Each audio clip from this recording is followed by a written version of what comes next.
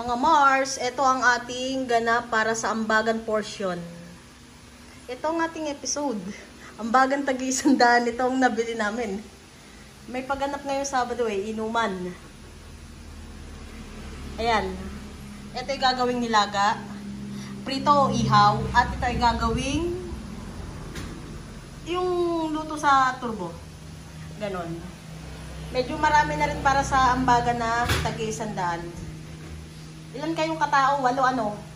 Mga Mars, yung isa na pork na nakita nyo kanina na may repolyo ay gagawing nilaga.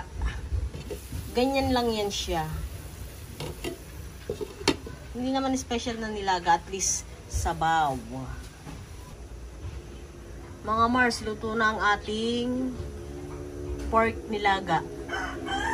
Tinimplahan na yan ng asin, paminta, sibuyas, at 3 basong tubig.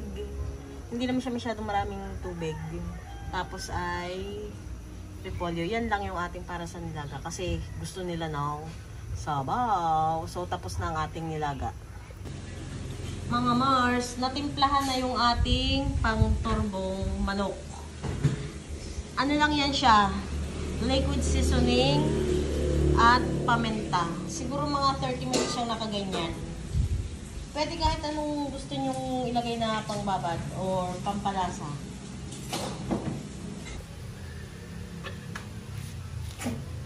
Turbo na siya. Kaya lang, nasa side kasi puno yung aming puno sa lababo, kaya nasa side siya.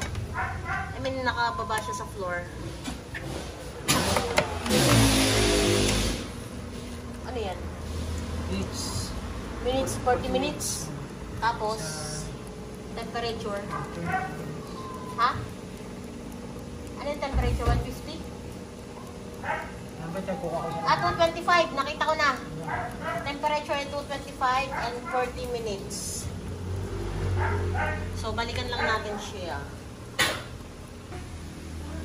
Mga Mars, luto na itong ating tinurbong manok.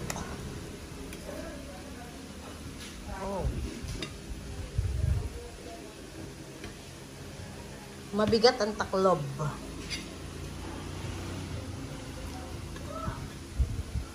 Juicy.